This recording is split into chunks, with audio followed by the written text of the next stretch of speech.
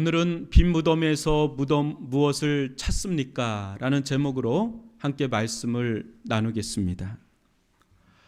문화 인류학자이자 심리학자였던 어니스트 베커는 1973년 암 투병하는 가운데 죽음의 부정이라는 아주 유명한 책을 썼습니다. 그리고 출판된 지 2달 만에 세상을 떠났습니다. 이 책은 저자 사후인 1974년 논픽션 부분에서 플리처상을 받으면서 다시 주목받기 시작했는데요. 이 책에서 베커는 죽음의 그 공포, 그것과 또 인간의 한계, 또 그 한계를 극복하려는 수많은 시도들을 이야기합니다.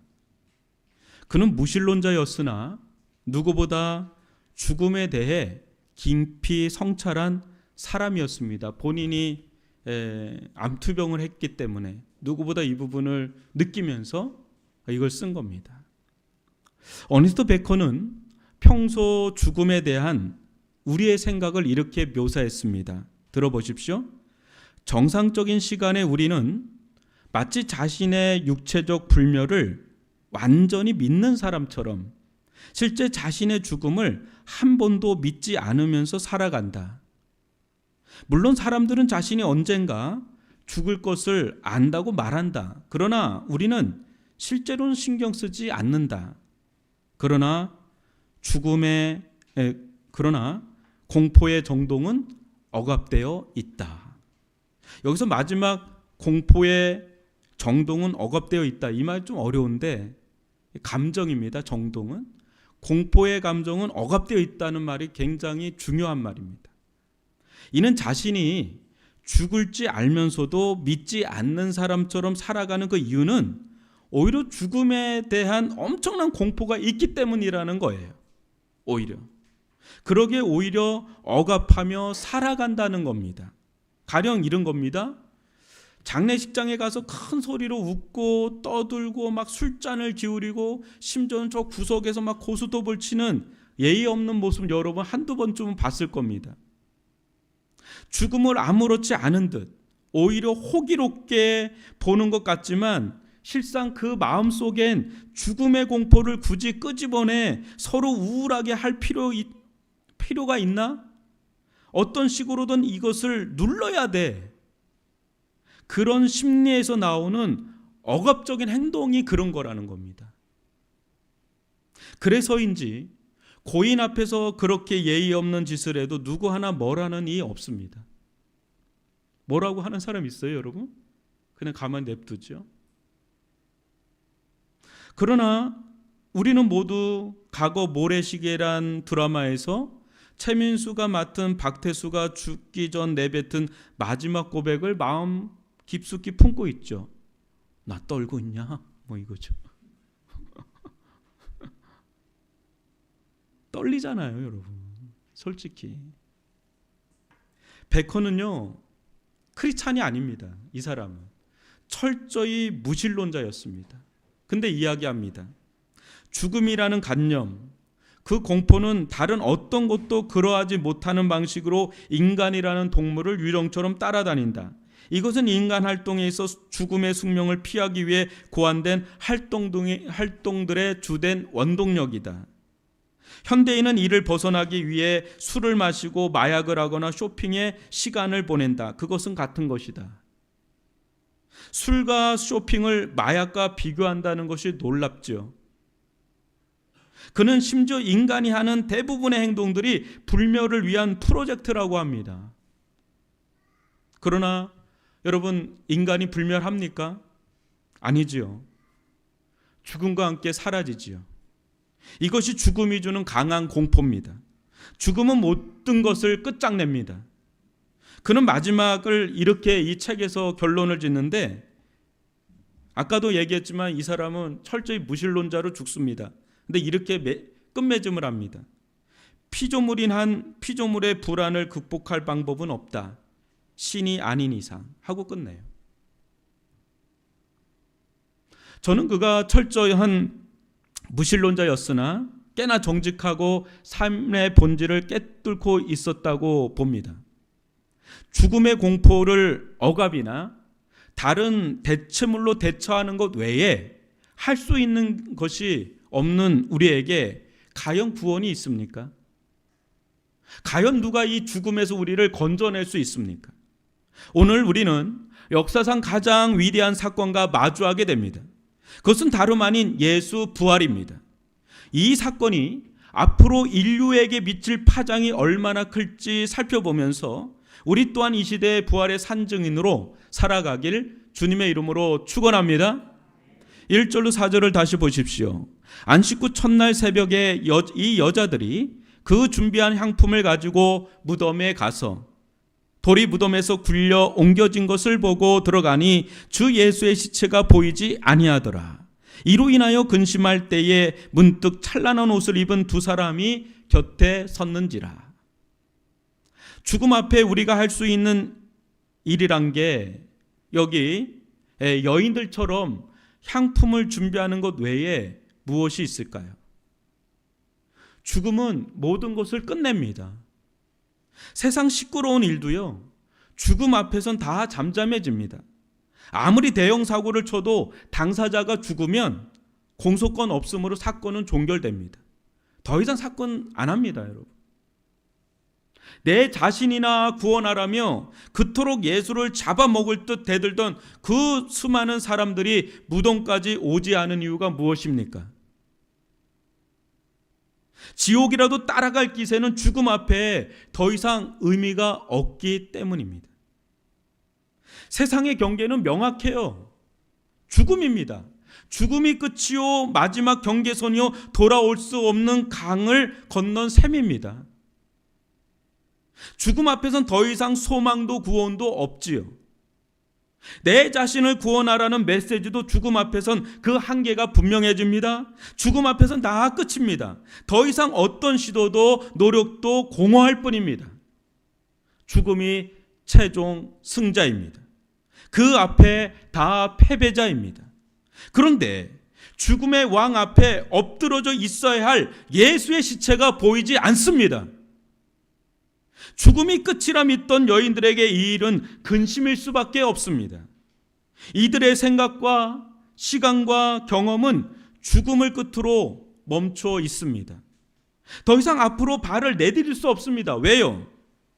그 경계선을 넘어선 적도 넘은 걸 본 적도 없으니까요. 지금 이들은 죽음이란 차가운 경계 앞에 얼어붙어 있습니다. 이때 할 수 있는 일이란 고작 누가 예수의 시체를 도적질했나? 누가 예수의 시체까지 도적질했나? 불안과 근심, 분노만 할 뿐입니다. 이들의 모습은 우리의 모습이기도 합니다. 무덤은 무덤으로 있어야 하고 무덤 안에는 당연히 시체가 있어야 하죠. 그런데 무덤 안에 시체가 없다. 유골 항아리에 유골이 없다. 이보다 고인과 유족에게 무례한 게 있습니까? 언제든 죽음의 보좌여 왕자는 무덤입니다. 무덤을 지배하는 것은 죽음입니다. 그래서인지 부와 권세가 많을수록 무덤을 화려하게 지었나 봅니다. 이집트도 그렇고. 전 진시황릉도 가봤거든요. 어마어마합니다. 그런데 예수님은 마지막 그 호의마저 빼앗아 갔으니 처참한 마음 지울 수 없었습니다. 이 여인들의 모습은 사망 권세 아래 살아가는 우리의 현실이기도 합니다. 과연 시체가 어디 갔냐 이거죠. 그러던 순간 문득 찬란한 옷을 입은 두 사람이 곁에 서더니 이런 말씀을 전합니다. 5절로 7절입니다. 여자들이 두려워 얼굴을 땅에 대니 두 사람이 이르되 어찌하여 살아있는 자를 죽은 자 가운데서 찾느냐? 여기 계시지 않고 살아나셨느니라. 갈릴리에 계실 때에 너에게 어떻게 말씀하셨는지를 기억하라. 이르시기를 인자가 죄인의 손에 넘겨져 십자가에 못 박히고 제3일에 다시 살아나야 하리라 하셨느니라 한데, 이 두 사람은 사람이 아닙니다. 이들은 하나님의 계시를 전하러 온 천사들입니다. 천사들이 여인에게 전한 메시지는 3개입니다. 그러나 내용은 하나입니다. 무엇입니까? 어찌하여 살아있는 자를 죽은 자 가운데서 찾느냐? 여기 계시지 않고 살아나셨느니라. 갈릴리에 계실 때에 너에게 어떻게 말씀하셨는지를 기억하라. 인자가 죄인의 손에 넘겨져 십자가에 못 박히고 제3일에 다시 살아나야 하리라 하셨느니라. 아멘. 한마디로 무슨 말씀입니까? 예수가 살아나셨다는 겁니다. 살아나신 분을 왜 무덤에서 찾느냐는 겁니다. 예수님은 더 이상 무덤에 머물 필요가 없다는 겁니다. 무덤과 생명은 상극이죠. 함께할 수 없습니다. 여기서 주목해 봐야 할 말씀이 있습니다. 그것은 어찌하여 살아있는 자를 죽은 자 가운데서 찾느냐는 것입니다. 너희들은 무엇을 찾느냐 이거죠. 여러분은 인생 가운데 무엇을 그토록 얻고자 하십니까? 무엇을 그토록 찾고자 하십니까? 여러분이 그토록 얻고자 하고 찾고자 하는 건 모두 살려고 그럴 겁니다. 그렇게 열심히 사는 이유가 살려고, 그렇죠? 그러나 혹시 살려고 찾는 그것들이 다 죽을 것 가운데서 찾는 건 아닙니까? 라고 질문을 받는다면 여러분 가운데 제가요? 설마 그럴 리가요. 다 살려고, 더 잘 살려고 이렇게 아둥바둥 사는 거지. 누가 썩어 냄새나는 죽을 거 얻으려 합니까? 말도 안 되는 소리입니다. 이렇게 말할 수 있습니다. 그때 제가 죄송하지만 다시 질문하겠습니다. 정말 여러분이 찾으려는 그거, 얻으려는 그거 산 거 맞습니까? 살리는 거 맞습니까? 라고 질문을 또 한다면, 아니 이 사람이 왜 자꾸 그런 말을 해요? 뭐 내가 죽을 거 얻으려고 그럽니다, 이런 말이라도 해줘야 당신 속이 시원하겠습니까? 왜 자꾸 유도 질문합니까? 말씀하기 싫으니까 그냥 각자 살던 대로 잘 삽시다. 그렇잖아도 피곤한 세상인데 뭐 이렇게 제가 좀 시니컬하게 묘사했지만 뭐 그렇습니다. 우리는 다들 살려고 뭔가를 찾지 죽으려고 찾는 자 누가 있겠습니까? 그러나 잘 들어보십시오. 여러분의 삶 자체를 무시하자는 게 아닙니다. 그러나 우리가 찾고 있는 게 결국 다 죽을 거 아니냐 말입니다. 여러분이 그토록 얻고자 하고 찾고자 하는 것 중에 무덤에 가지 않을 게 있습니까? 필요 없다는 것이 아니라 궁극적이지 않다는 것을 말하는 겁니다. 결국 다 사라지고 없어질 것이니까요. 어니스트 베커의 말처럼 지금 당장은 다 불멸할 것처럼 보입니다. 하지만 결국 다 죽음으로, 무덤으로 사라지고 없어질 것 아닙니까? 그 화려한 외모에서 살아있음을, 내가 살아있음을 외모에서 찾으려고 해보십시오. 어느 순간 강력한 복톡스도 통하지 않을 때가 올 겁니다. 우리들 가운데는 하시는 분이 없지만, 세월 앞에 장사도 미남도 미녀도 없습니다. 그 무소불위의 권력에서 살아있음을 찾으려는 시도 또한 어떻습니까? 어느 날 지도새도 모르는 벙커버스트 몇 발로 한순간에 사라지지 않습니까? 과연 서슬퍼런 권력의 생명이 얼마나 갈지는 두고 볼 일입니다. 막대한 부에서 내가 살아있음을 찾으려는 시도 또한 어떻습니까? 돈? 많으면 많을수록 좋지요. 살아있는 것 같지요. 그러나 돈으로도 못 사는 게 생각보다 많다는 거 아십니까? 돈이 나를 영원히 살아있게 할 것 같으면 얼마든지 찾으십시오. 그러나 죽어서도 가져갈 것처럼 사시는 분 계시다면 죄송하지만 정신 차리십시오. 죽으면 한 푼 못 갖고 다 내려놓고 가야 됩니다. 영원하지 않다는 겁니다. 결국 다 무덤으로 들어갈 처지란 말입니다. 사람들은 저마다 수많은 무덤을 파고 있습니다. 어떤 사람은 관계의 무덤을, 어떤 사람은 성공과 성취의 무덤을, 어떤 사람들은 인정과 인기의 무덤을, 어떤 사람은 부와 권력의 무덤을, 어떤 사람은 쾌락과 향락의 무덤을 수도 없이 파고 또 팝니다. 왜요? 그 속에서 내가 살아있음을 발견하려고요. 그것이 결국 무덤인지를 모릅니다. 거기에서 살아있음을 내가 느끼니까요. 진짜 그곳으로 가면 내가 살아있는 것 같습니까? 예.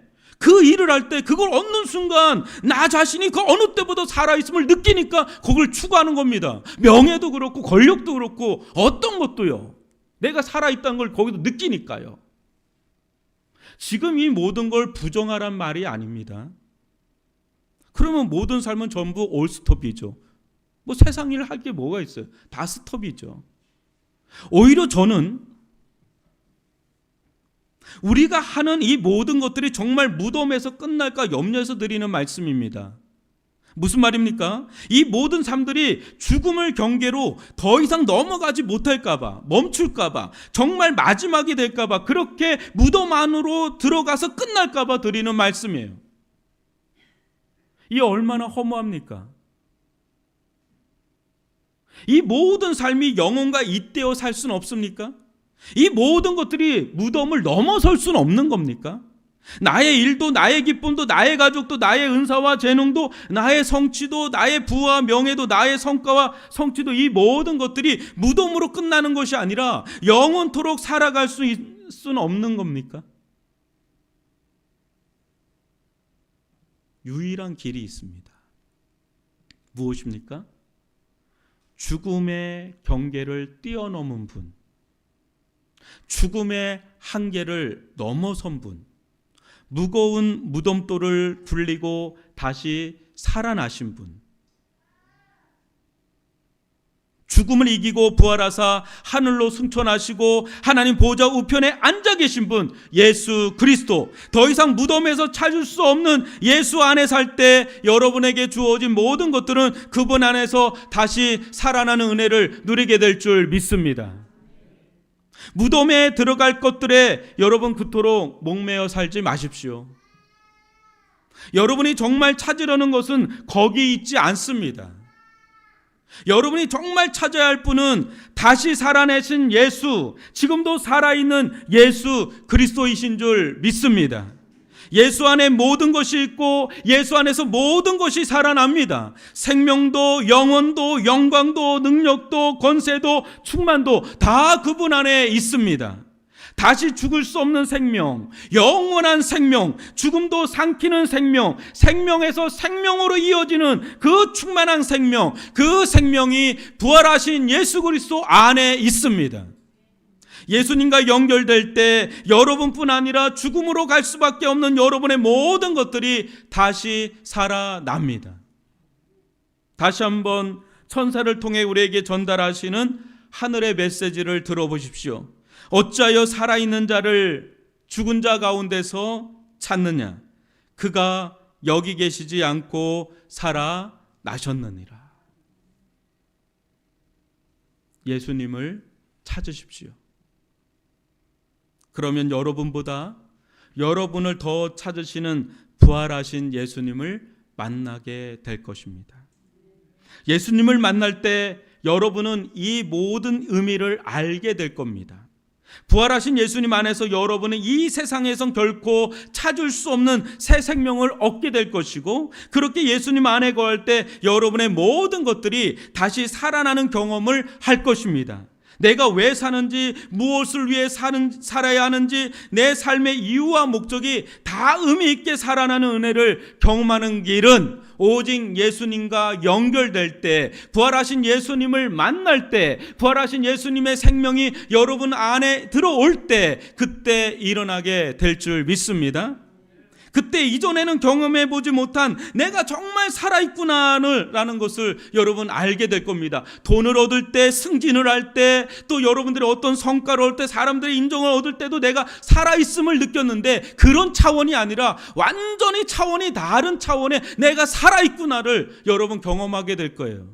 얼마 전에 심수봉이라는 분이 TV에 나왔더라고요. 그래서 제가 그런 거 좀 연구를 했습니다. 이분 완전 불자였어요.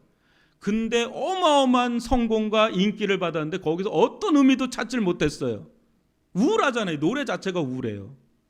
근데 예수님을 만났습니다. 아주 독실한 크리스찬이 됐을 때 내가 살아있구나. 그걸 깨달았다고 합니다. 다른 겁니다, 여러분. 이 세상의 어떤 곳에서도 여러분의 살아있음을 경험하는 것 완전 다른 차원의 살아있음을 우리가 어디에서 찾을 수 있습니까? 부활하신 예수 그리스도 안에서 살아있음을 경험하게 될 줄 믿습니다. 그 은혜를 누리시기를 주님의 이름으로 축복합니다. 여인들이 전한 천사의 메시지를 듣고 사도들의 반응은 어떠했습니까? 8절로 11절을 보십시오. 그들이 예수의 말씀을 기억하고 무덤에서 돌아가 이 모든 것을 11사도와 다른 모든 이에게 알리니 이 여자들은 막달라 마리아와 요한나와 야고보의 모친 마리아라. 또 그들과 함께한 다른 여자들도 이것을 사도들에게 알리니라. 사도들은 그들의 말이 허탄한 듯이 들려 믿지 아니하나. 보십시오. 제 아무리 천사의 말을 들어 전해도 못 믿는 사람은 못 믿습니다. 제자들은 여인들의 말들이 허탄하게 들렸다고 하였습니다. 여기 허탄이란 말은 선망이란 전문 의학 용어인데 의사 출신인 누가가 볼 때 제자들은 여인들을 헛것을 본 것처럼 정신착란이나 착시 환청을 들은 것처럼 그렇게 취급했다는 겁니다. 부활을 믿는 건 쉬운 게 아니죠. 그렇죠? 이 사실을 믿기엔 진입장벽이 너무 높습니다. 어떻게 죽은 자가 다시 살아날 수 있단 말입니까? 한 번도 본 적이 없는데 어찌 믿겠습니까? 우리는 결국 빠르고 느릴 뿐 다 죽지 않습니까? 우리 가운데 죽었다 다시 산 사람 한 사람이라도 여러분 있습니까? 무덤에 갇힌 자, 강물에 뿌린 유골가루가 다시 살아나는 법은 없습니다. 그렇습니다. 우리는 믿을 수 없을 겁니다. 그러나 제자들은요. 이들은 우리와 다르죠. 이들은 실제 봤습니다. 죽은 야이로의 딸이 살아난 것도 한 가부의 죽은 아들이 간에서 다시 살아나는 것을 봤습니다. 무엇보다 죽은 지 나흘이나 되어 썩은 냄새가 진동하던 나사로가 배를 동인 채 다시 살아난 것을 직접 목격했습니다. 또 예수님의 수많은 기적과 이적, 그가 하신 말씀들 가운데 이루어지지 않은 것이 없을 정도로 그들은 누구보다 영적 경험이 풍부했던 자들입니다. 다른 이들은 몰라도 제자들 정도면 믿어야 합니다. 그러나 무엇입니까? 오늘날 많은 사람들은 말하죠. 증거를 보여좀 믿겠다고. 증거를 보여좀 믿겠다고. 자, 여기 제자들이 있습니다. 이들보다 증거를 많이 가진 자들은 없습니다. 그러나 가장 먼저 거부합니다. 믿지 않습니다. 여자들의 말을 헛소리로 취급합니다. 증거가 많다고, 영적 경험이 많다고 다 믿는 게 아니라는 겁니다. 이는 여인들도 마찬가지입니다. 지금 여인들은 천사까지 봤습니다. 여러분 천사 본 적 있으세요? 여인들도 예수님의 기적도 예수님의 말씀도 압니다. 그러나 지금 예수님이 다시 살아나셨다고 믿어서 전하는 걸까요? 아니면 놀래서 전하는 걸까요? 다 놀래서 전하는 것이지 믿어서 전한 게 아닙니다. 여인들이나 제자들이나 언제 부활하신 예수님을 믿었을까요? 그분을 직접 만났을 때였습니다. 만남이 이렇게 중요한 겁니다. 단 한 번의 만남이 기존에 도저히 믿을 수 없는 인식과 경험의 한계와 틀을 깨버립니다. 논리와 증거로 믿는 게 아니라 만나면 모든 것이 풀리고 열리고 믿어집니다, 여러분. 그래서 잘 설명해 주는 것도 중요하지만 모든 것을 완벽하게 설명한들 믿어지는 게 아닙니다. 오직 성령께서 역사하시어 예수님을 만날 때, 인격적으로 만날 때 설명으로도 알 수 없는 것들을 깨닫게 됩니다. 그래서 이게 은혜라는 것입니다. 그래서 우리에게 기도가 필요한 것입니다. 하나님 예수님을 깊이 만나게 해달라고요. 여기서 베드로는 잘 믿지 못하는 우리에게 중요한 교훈을 줍니다. 12절을 보십시오. 베드로는 일어나 무덤에 달려가서 구부려 들여다보니 세마포만 보이는지라 그 된 일을 놀랍게 여기며 집으로 돌아가니라. 여러분도 아시다시피 베드로는 상처가 있습니다. 물론 가룟 유다처럼 결정적인 상처는 아닙니다. 하지만 그의 평생에 잊을 수 없는 상처임에는 틀림없습니다. 바로 예수님을 3번 부인한 실패이지요. 이 사건 속엔 예수님을 믿지 못하는 불신앙이 자리 잡고 있습니다. 지금도 이 일에서 완전히 회복되지 않았으나 그는 여인들의 말을 단지 미친 말로 헛소리로만 듣지 않았습니다. 믿음은 아직 없지만 자신이 직접 확인해야겠다는 마음은 있었습니다. 그때 그는 달려갔습니다. 직접 확인하려고. 그때 놀라지 않을 수 없었습니다. 정말 엄청난 돌이 굴려져 있었고 예수의 세마포는 있는데 예수님의 십체는 온데간데 없었습니다. 이건 사실입니다. 사랑하는 성도 여러분, 우리에게도 베드로와 같은 자세가 필요합니다. 완전히 믿어서가 아닙니다. 반신반의도 아닌 아예 믿지 못해도 됩니다. 그러나 정말 그런가 아닌가 싶은 마음에 달려가는 베드로. 달려가면서 무슨 생각을 했을까요? 5만 가지 생각이 다 났겠지요. 정말 누가 가져갔다면 누가 가져간 걸까? 정말 천사들이 나타났고 예수님이 말씀하신 것처럼 다시 살아났다면 그럼 이건 무슨 일이지? 아니면 도대체 무슨 일이 일어난 걸까? 등등 5만 가지 생각을 하면서 달려갔겠죠. 짧은 거리가 아닙니다. 긴 거리를 달려갔습니다. 우리는 적어도 확인해 보는 노력은 할 수 있습니다. 믿음은 그 다음 문제겠죠. 정말 부활 이야기가 꾸며낸 이야기이고 이것을 어떻게든 간철시키려 했다면 누가의 서술은 잘못된 겁니다. 왜냐하면 이때 당시는 여자는 증인으로 설 수 없었으니까요. 근데 보십시오. 온통 여자들로만 가득 채워져 있는 게 무덤에서 예수님의 처음 부활의 사건은 다 여자들로만 가득 도배되어 있습니다. 거짓말이면 절대 하지 않았을 이 일을 진짜니까 당당하게 여자들을 증인으로 내세운 겁니다. 자신 있는 거죠. 왜요? 직접 목격한 증인들이니까요. 목격자들이니까. 유일한 목격자들이 여자들이었으니까요. 사랑하는 성도 여러분, 예수님은 분명 십자가에서 죽으셨습니다. 이는 역사적 사실입니다. 분명 예수님은 무덤에 묻히셨습니다. 이 또한 역사적 사실입니다. 그러나 예수님은 무덤에 없습니다. 무덤은 있습니다. 근데 그분이 아니 계십니다. 왜요? 다시 살아나셨기 때문입니다. 6절에서 다시 살아나심을 부정과거 수동태로 사용하였습니다. 이 말은 하나님께서 일으키셨다는 말씀입니다. 무슨 말입니까? 하나님께서 예수님을 일으켜 살리셨다는 겁니다. 왜요? 예수님은 자기 죄 때문에 죽은 분이 아니기 때문입니다. 예수는 로마 백부장의 말처럼 죄가 전혀 없는 의인이십니다. 죄가 없는 분을 죽였다면 그것은 의로운 일입니까? 불의한 일입니까?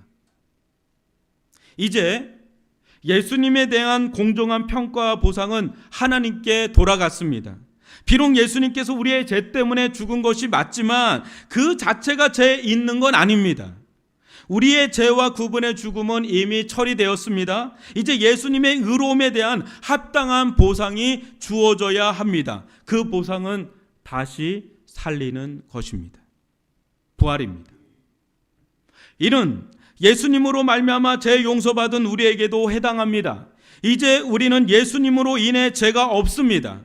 예수님은 무덤에 묻혀 완전히 죽으셨기 때문에 우리 죄 또한 완전히 묻혔습니다. 이제 우리는 예수님 안에서 의인입니다. 의인에게 주어지는 보상은 성경에서 분명합니다. 뭡니까? 생명입니다. 그것도 부활 생명입니다. 영생입니다. 그런데 이 부활 생명은 이전과는 다른 생명입니다. 이전의 생명은 죽음에 패배할 수밖에 없는 생명이었습니다. 그래서 예수님도 십자가에 못 박히셨을 때 죽을 수밖에 없었었죠. 이 생명은 우리가 지닌 생명이기도 합니다. 그래서 우리도 언젠가는 죽을 수밖에 없습니다. 그러나 부활하신 예수님의 생명은 이전과 다른 생명입니다. 이 생명은 죽음에 패배한 생명과 다른 생명입니다. 다시 말하면 결코 죽을 수 없는 생명, 더 노골적으로 말하면 죽음을 죽인 생명, 죽음도 삼켜버린 그 생명이 예수의 부활하신 생명인 줄 믿습니다. 이 생명은 다시는 죽음이 지배할 수 없는 생명입니다. 이 생명은 하늘 높이 승천할 수 있는 생명입니다. 이 생명은 하나님 보좌 우편에 앉은 생명입니다. 이 생명은 다시 오실 생명입니다. 이 생명은 영광의 하나님의 빛을 감당할 수 있는 생명입니다. 이 생명이 예수를 믿고 제사함 받고 의롭다함을 받은 자들에게 주어집니다. 우리도 언젠간 예수님처럼 죽고 무덤에 묻힐 것입니다. 그러나 예수님처럼 언젠간 다시 살아나고 우리 또한 무덤에 없을 자들입니다. 천사들이 예수님에게 하셨던 말씀처럼 우리에게도 동일하게 이 말씀은 적용될 겁니다. 어찌하여 살아있는 자를 죽은 자 가운데서 찾느냐? 그가 여기 있지 않고 살아났느니라.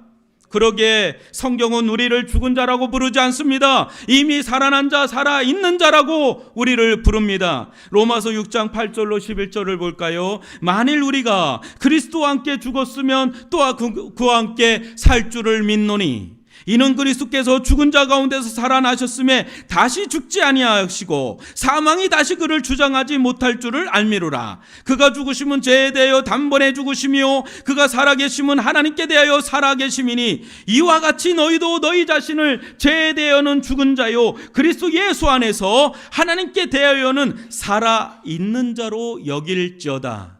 아멘. 사랑하는 성도 여러분, 예수 안에 있는 여러분들은 산 자들입니다. 하나님을 향해 더 이상 죽어 있는 자가 아니라 살아 있는 자입니다. 이를 믿으시기 바랍니다. 그러기에 하나님을 향해 더 이상 죽은 자처럼 살지 마시고 살아 있는 자처럼 사시기 바랍니다. 여러분은 얼마든지 하나님을 향해 산자답게 살 수 있습니다. 이제 예수 안에서 여러분들은 하나님과 살아있는 교제와 교통을 할 수 있는 자들이 되었습니다. 하나님과 동행할 수 있는 자들이 되었습니다. 하나님, 살아계신 하나님을 섬길 수가 있으며 살아계신 하나님께 경배하며 찬양할 수 있습니다. 하나님을 즐거워할 수 있고 하나님의 영광이 여러분의 최고의 영광이요 하나님의 기쁨이 여러분의 기쁨이 되어 살 수 있습니다. 여러분은 산자입니다. 그러기에 여러분이 하는 모든 일 또한 주 안에서 다 의미 있게 살아낼 수 있습니다. 주 안에서 행하는 모든 삶은 영원과 연결됩니다. 죽음의 경계를 뚫고 사는 자들, 그 자들이 바로 우리들입니다. 그러니 더 이상 죄와 사망의 권세를 받지 마시고 생명의 주 되신 예수님께 지배 받으십시오. 그것이 여러분이고 저입니다. 우리는 이 시대 부활의 산 증인들입니다. 더 이상 썩어 없어질 것에 매여 살지 않아도 됩니다. 썩지 않고 새하지 않고 더러워지지 않는 영원하신 하나님의 나라를 위해 살 수 있는 생명이 여러분들 안에 이미 성령으로 말미암아 주어졌습니다. 죽음도 배신도 부인도 두려움도 그 어떤 실패와 죄도 예수님을 무덤에 가둬둘 수 없었습니다. 예수의 무덤은 비었습니다. 빈 무덤입니다. 빈 무덤에서 예수님을 아무리 찾으려고 해도 여러분, 예수님은 찾을 수 없습니다. 예수님은 살아나셨기 때문에. 그러기에 예수의 무덤은 세상 사람들이 생각하는 것처럼 끝이 아닙니다. 새로운 시작을 알리는 신호탄이요 서막입니다. 예수 안에 있는 여러분을 무덤에 가둘 수 있는 것은 아무것도 없습니다. 예수 안에서 여러분의 무덤은 언젠가 빈 무덤으로 발견될 뿐입니다. 예수 안에서 여러분은 부활하시기 때문에 그렇습니다. 예수님을 찾으십시오. 부활하신 예수님을 추구하십시오. 여러분들이 정말 찾아야 될 분, 너희들은 죽은 자 가운데서 뭘 찾느냐? 무덤에서. 우리는 그걸 찾는 자들이 아니라 우리는 살아계신 부활하신 예수 그리스도를 찾아야 될 자들입니다.